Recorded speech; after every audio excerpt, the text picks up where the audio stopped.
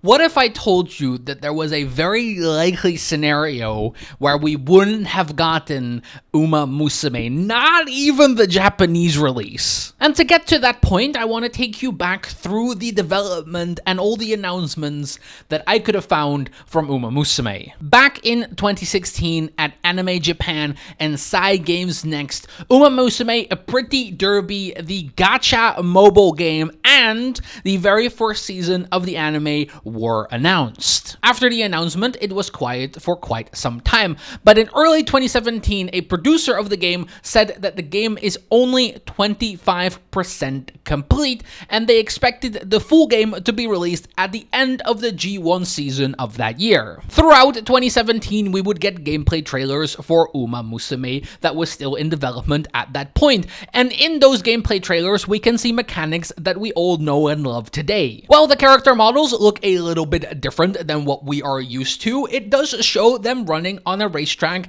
in the way that we are all familiar. One thing that caught my eye was this very moment where Tokai Teo and Special Week sort of collide and bump into each other. From what I can tell, that is not something that is in the current game. It would also show more familiar things like the different trainings that we are used to currently, but it would show a different hub that has a more overview and that also featured a pool, might I add. The trailers would also show us that there were initially plans to have different versions of the characters. Right now, we have just one character each, but in this image shown here, it shows us that we have a NR, SR, and SSR version of Special Week. Obviously, all of this was in early development, so at some point they decided to change that for the star system that we have in the current game. It also shows us the deck building aspect of the game, meaning that support cards were always meant to be in the game. In a different frame, it would also show us that you could take items with you during your career mode. The item in the blue is a recovery drink that slightly restores stamina when used, and on the right side we have the cheering megaphone, which slightly increases stats during a race. The only item that I can really relate this to would be the alarm clock.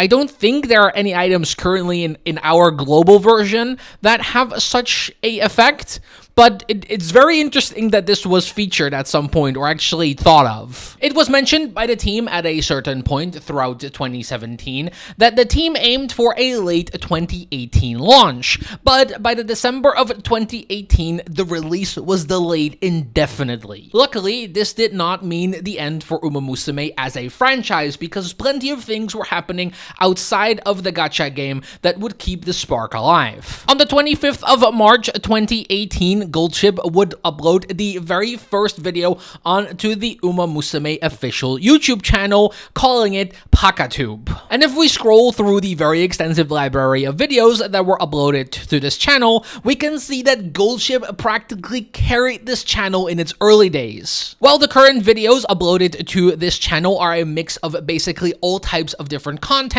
showing the real-life actresses, but also making a focus on other characters, Goldship was definitely the predominant figure in the early years of this channel. The short and chaotic videos of, for example, Goldship being trapped in a room definitely help keep the spark for Musume alive. Though sadly, more bad news would follow because in April of 2019, Akira Ishihara, the producer back then for what was called the Musume project, would leave Cygames. And then, on top of that, in December of 2019, the game was once again delayed to somewhere in 2020. This followed a period of basically no information whatsoever because from 2019 to mid-2020, there was no information about the project whatsoever. But the spark for Musume would once again be lit with the serialization of Musume Cinderella Grey, a manga spin-off where Oguri Cap is the main protagonist. This was officially announced on March 22nd in 2020, and the first release was on June 11th of the same year. On a Paka livestream that was held in December of 2020, everything would change because at this point,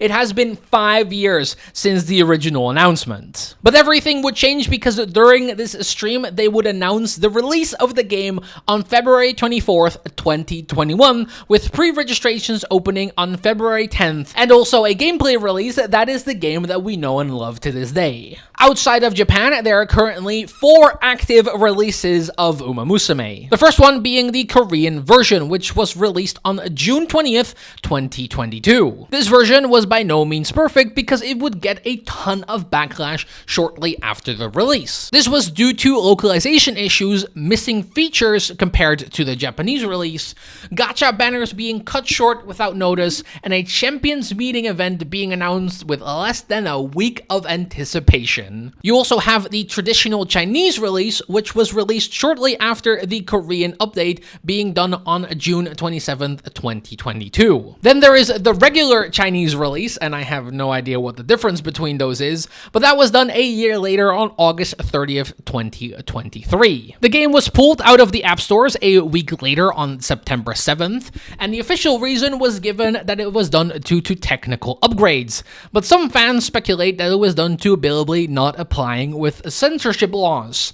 It states that as of June of 2024, the game has not returned to the app stores, but you can still access the game if you download it during the first week.